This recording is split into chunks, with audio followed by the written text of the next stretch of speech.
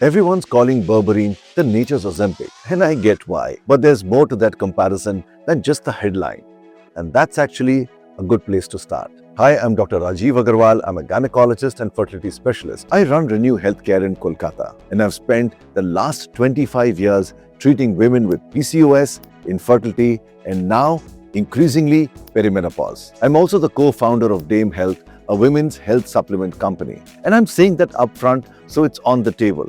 So this particular video isn't about our products. It's just an honest look at what the published research actually talks about Berberine. Patients ask me about it almost every week. People who've never even come to me for fertility, just because of what they're seeing online. So I went back to the actual published research, not the reels, not the blogs. In this video, I'm going to walk you through exactly what Berberine does, what it doesn't do, the right dose, the right form, and who should never take it. Let's talk about this nature's Ozempic label, because it's probably why a lot of you are even here. And look, it's not a name that came from nowhere. So Berberine and semaglutide, the active ingredient in Ozempic, do overlap.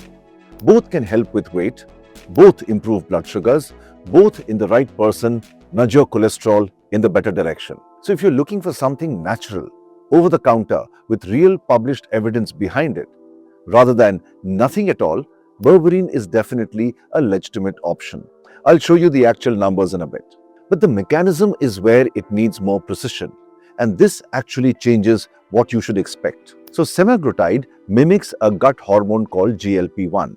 It acts on your brain's appetite center and slows your digestion, which is why people lose so much weight on it. In one of the big semaglutide trials, patients lost somewhere between 12 to 15% of their body weight. Berberine doesn't touch your appetite at all. It works through a completely different pathway called the AMPK, and its effect on weight is real, but modest. The largest recent study, 23 trials pooled together, found an average weight loss of under a kilogram, with a decent drop in waist size. So here's how I'd actually put it. Berberine isn't a weaker Ozempic. It's a different tool that happens to move some of the same needles, and it gets there without touching your appetite or your digestion at all, through a pathway that's been studied for decades, although in completely different medicine. Metformin. That comparison is the one worth understanding.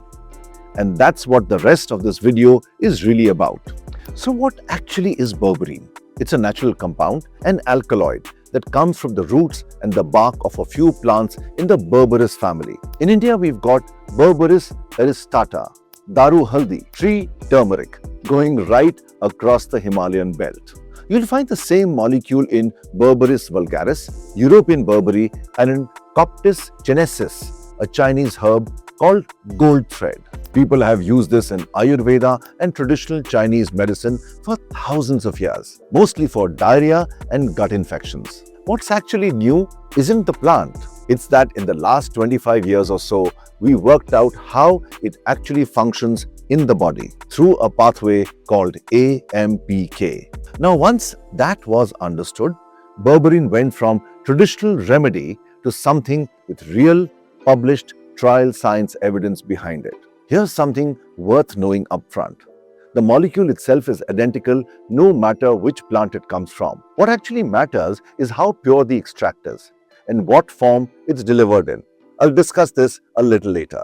Let's first get into how Berberine actually works, because this one pathway explains almost everything else in this video. As I said, it's called AMPK. AMPK stands for AMP activated protein kinase. Think of it as your body's master energy switch. When your cells sense energy running low, AMPK flips on and sets off a whole cascade. It tells your liver to stop overproducing glucose, so your fasting blood sugar actually comes down. It makes your muscles put glucose out of your blood more efficiently, so insulin sensitivity improves. It slows fat production and speeds up fat burning. It brings down cholesterol and triglyceride productions. Everything that you actually wanted in your life, it does that. And it calms the inflammatory signals like NF-kappa B, NF-alpha, IL-6, the ones behind chronic low-grade inflammation. Now here's something worth knowing. This is the exact same pathway metformin works on. And metformin is one of the most prescribed medicines in the world for diabetes and PCOS, or what is now called PMOS. That's pharmacology, not marketing. The difference is metformin is built to hit this pathway very hard and consistently. Berberine hits the same pathway but more variably from person to person and definitely more slowly. There's more going on too. Berberine stabilizes the LDL receptors in your liver, so it clears out the more bad cholesterol. It blocks a protein called PCSK9 that does something very similar. It modestly raises your gut's own GLP-1, the same hormone Ozempic mimics, just nowhere near the same level. And it changes your gut bacteria in ways that seems to genuinely matter for metabolism. I hope you've understood and grasped some of what I've said till now.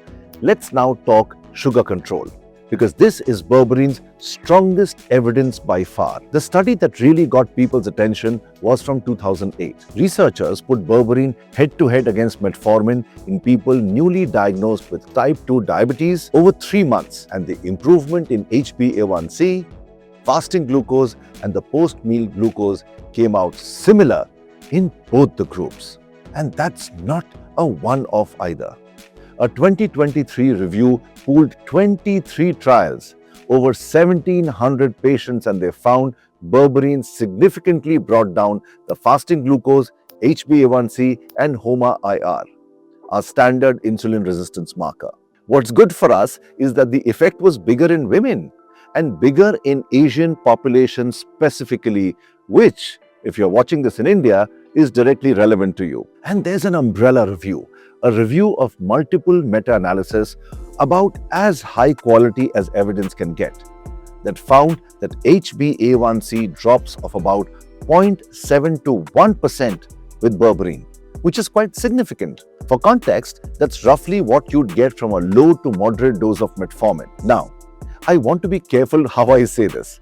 Comparable to metformin doesn't mean Berberine can replace metformin if you're actually requiring proper glucose control. It means that if your sugars are borderline, if you're looking pre-diabetic, and you're looking for a first step before medication, Berberine has genuine science behind it. Not hype, genuine science. Let's now move on to the next topic, which is cholesterol, because this is Berberine's second big strength. A 2023 meta-analysis of 18 randomized trials found real reductions in LDL, total cholesterol and triglycerides. And HDL, the good cholesterol, actually went up, specifically again in women. What I found genuinely interesting is the mechanism, because it's different from how a statin works. Statins block the enzyme that make cholesterol in the first place. Berberine works downstream of that. It stabilizes the LDL receptor in your liver, so it survives longer and pulls more LDL out of your blood. And it blocks a protein called PCSK9 that would otherwise destroy that receptor. Two different levers, same target. There's also decent evidence for pairing Berberine with silymarin, milk thistle. The combination seems to lower lipids even further. Well, I definitely want to be upfront about the limits here. All of this is surrogate marker data, LDL, HDL, triglycerides moving the right way. We don't have big outcome trials showing that Berberine actually prevents a heart attack or strokes, the way we do for statins. So the honest sentence is Berberine improves your cholesterol numbers, not that Berberine prevents a heart disease. These are two different claims, and I'm not here to blur them for you. Moving on to something that's definitely up my alley, and I'm sure you're interested. If you've got PCOS, this next part is really for you. PCOS or PMOS at its core is usually an insulin resistance problem that drives up your androgen, and that's exactly the loop Berberine interrupts. A review of 12 trials found Berberine significantly lowered total testosterone and improved the LH to FSH ratio in women with PMOS. The logic makes sense once you think it through. Lower LH means your ovaries make less testosterone, and Berberine also seems to improve something called SHBG, the protein that binds the testosterone and keeps it inactive. So there's less free androgen circulating in your blood. Here's the study I actually find most convincing because it was done in a population a lot like the women I see every day. A trial in 130 South Asian women with PMOS found 50% had real, measurable acne improvement, and about 70% got their periods back to regular after just 90 days of berberine supplementation. But one thing I tell every patient, this takes time. Acne improvement showed up around 8 to 12 weeks. Getting your cycles regular took 3 to 6 months. So if you've taken berberine for 3 weeks and given up because nothing's happening, you genuinely haven't given it a shot. But also remember, there is no substitute for diet and exercise when you're trying to control PMOS. What about fertility? As a fertility specialist, this is probably the question that I get asked the most. Can berberine actually help me get pregnant? The honest answer will depend on why you're not conceiving. A 2024 meta-analysis looked at 10 trials, over 700 women with PMOS, and found that berberine added on top of standard ovulation induction medicines like letrozole, and remember, not instead of them, nearly doubled the clinical pregnancy rates. Endometrial thickness went up by 1.5 millimeters. Ovulation rates improved by roughly 40%. I want to be precise about what this is and what this isn't. This is berberine added on top of your fertility medicine, which your doctor is already giving you, in women specifically with PCOS. And there is no proof yet that it can help a woman without PCOS conceive any faster. And there's one safety point that's absolutely non-negotiable. The moment you get a positive pregnancy test, you stop berberine same day. And I will explain exactly why in the safety section. Let's now start talking about weight, because I know that's what a lot of you actually came here for. The biggest, most recent study on this, 23 trials pooled together from as recent as 2025, found berberine produces an average weight loss of well under a kilogram, along with about 1.5 centimeters off your waist. Next to all the nature's Ozempic talk, I know that number looks small, but look at what's actually being measured. Waist circumference, not just the number on your scale, and that's very important. That matters because your waist size reflects visceral fat, the fat sitting around your organs, and that's what actually drives your insulin resistance. If you've got PCOS, losing inches off your waist is doing real metabolic work, even when the scale barely moves. So this is how I honestly frame it for any patient. Berberine is not a weight loss drug. It's a metabolic support compound that nudges your body composition in just the right direction over about 8 to 24 weeks, and it works best alongside real changes to diet and movement, and not just as a substitute for them. Now, this is the part I also love. Let's get into longevity, because I really want to slow down here. This is genuinely where berberine gets oversold the most online. The mechanism is real and interesting. Berberine activates AMPK, which talks to a protein called SIRT1 that's linked to longevity. It seems to help your cells build more efficient mitochondria, your cells' energy factories, and it switches on something called autophagy, your cell's internal cleanup process, partly through a protein called ULK1. You don't have to remember all of this, just understand that it does help with longevity somewhere. The animal data is genuinely impressive. Berberine has extended lifespan in simple organisms like C. elegans and improved markers of cellular aging in rodents. I know we're not rodents, but there is animal data, and I'm sure the human data will also come. As of now, there is no human study showing berberine extends human lifespan or slows down the human aging. None. The mechanism, on the other hand, is believable. You must remember that every drug that we use has always first been studied in the animals and then it came on to the humans. So, the animal data for berberine is real. The human proof simply doesn't exist yet. And if someone tells you otherwise, they're overselling what the science shows. I'd rather show you that plainly than let it slide. Now today, we're so concerned about gut health. You have so many Instagram reels and posts about gut health. And here's something most people don't know about berberine. It has terrible absorption. Less than 5% of what you swallow actually makes it to your bloodstream. For years, that was seen as a flaw. Turns out it might be the whole point, that other 95% stays in your gut, in direct contact with your gut bacteria. And a lot of researchers now think that's where a large part of berberine's effect actually comes from. It seems to increase a technically very complicated bacteria, I can't even pronounce the name, linked to a healthier gut lining and better metabolic marker. It shifts your gut bacteria towards producing more short-chain fatty acids like butyrate, which themselves activate the AMPK in your muscles and liver. It also does something which is involved in glucose and fat metabolism, which kind of increases the metabolism of it. I'll be honest about where the evidence stands. Most of the detailed mechanism work is still in mice. The human data is real, but thinner.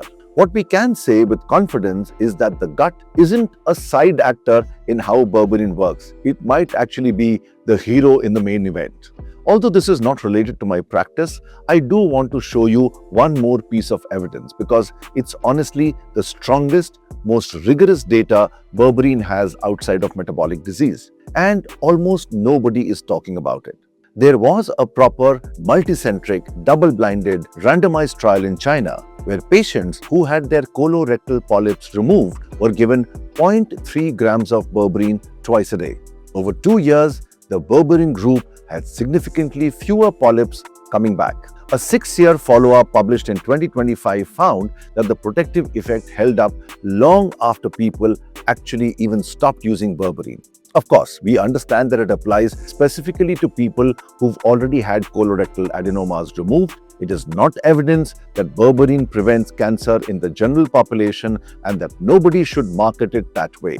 It's a genuinely well-run trial and it deserves more attention than it gets. Let's start talking about the dosage bit of it. Let's get practical. If you're actually thinking about taking berberine, here's what the trials use. Most of the trials behind everything in this video used 0.9 to 1.5 grams a day, split across 2 to 3 doses taken with meals. Food genuinely helps with the absorption and cuts down on stomach being upset. On the general metabolic support, sugar, cholesterol and weight, start with 250 to 500 milligrams twice a day with food and build up to 500 milligrams twice daily. For PCOS, insulin resistance, androgens and getting your cycles regular, start at 500 milligrams twice daily and you can go up to 500 milligrams twice or 3 times a day. If you're using it alongside fertility treatment, same dose. But the second you get a positive pregnancy test, you stop same day.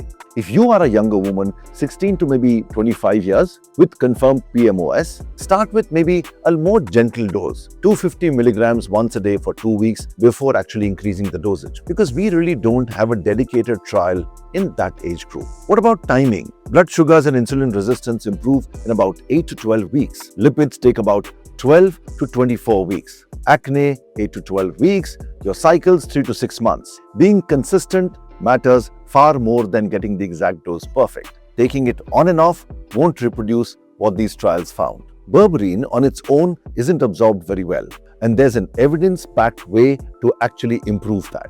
First, the baseline, berberine hydrochloride, standardized to 97 to 98% purity, is what is the reference form. It's what most of the trials behind this video actually used. So if you're reading a label, that's your benchmark. A big reason berberine absorbs poorly is that your intestinal cells have a pump called P-glycoprotein, which actively pushes berberine back out before it can be absorbed. Silymarin, the active compound in milk thistle, appears to block that pump. And this isn't just a theory. A clinical study gave diabetic patients either berberine on its own or the exact same dose of berberine combined with silymarin, and the combination produced a significantly greater drop in HbA1c. Same berberine dose, better results. So practically speaking, if you're taking berberine hydrochloride, pairing it with a standardized silymarin extract is a genuinely evidence-packed way to get more out of your same dose. A lot of people have asked me, can I combine berberine with metformin? The evidence actually says, yes, it can work very well together. A recent review covering 50 studies found that combining berberine with metformin or other diabetic medication brings down the fasting glucose and HbA1c much more than either one of them alone, without a meaningfully worse side effect profile. But remember, combining two things that lower your blood sugar raises your risk of hypoglycemia. So if you're on metformin and thinking about adding berberine, that's a conversation you need to have with your doctor, with your blood sugar actually being monitored and not a decision that you make on your own. Now, this part of the video is what I think is the most important. Who should not take berberine? Pregnancy is an absolute no-no because berberine crosses the placenta. We don't have solid human trials proving it's safe in pregnancy, so we are not going to wait around to find out by ourselves. If you're trying to conceive and taking berberine, test regularly and stop the moment you see a positive result. The same goes for breastfeeding, also an absolute no. We don't have good safety data and it's directly contraindicated in newborns. Beyond these two, there are people who need medical supervision, not self-directed use. Anyone on blood pressure medication, because berberine can add to the effect. Anyone on blood thinners like warfarin, berberine affects an enzyme called CYP2C9 and can raise the bleeding risk. Anyone on certain statins because it can push statin levels up. And anyone on immunosuppressants like cyclosporin because berberine can significantly raise these drug levels too. What about side effects? Gut issues like constipation, diarrhea, and nausea show up in about 1/5 to 1/3 of people, usually mild, usually settling down within a week or two. Starting low, going slow, and taking it with food makes a real difference. On the liver side, at standard dosages, the trial evidence included a larger study in fatty liver disease, generally showing stable or even improved liver enzymes and not harming the liver. Before you start, I want your HOMA IR, I want your lipid profile, I want your PP 75 grams done at 1 hour and 2 hours, I want your kidney function test done and your liver function test done. And these you should do at baseline and maybe repeat every 3 to 6 months. So here's where I'll leave you. Berberine earns that nature's Ozempic nickname on overlap, not on being the same thing. It works through AMPK and it has genuinely solid evidence for blood sugar, cholesterol, and PMOS. Real effects worth having on their own terms. And then there's the part that's still being worked out. Gut health, cancer prevention, longevity. Promising, but not proven yet. And I'd rather tell you that honestly than sell you the hype. If this was useful, save it. It's the kind of video you'll want to come back to when you're actually deciding what to do. Share it with someone who may need it. And if you have questions specific to you, drop it in the comments below or reach out to my team for a consult. I am Dr. Rajeev Agarwal. I'll see you in the next one.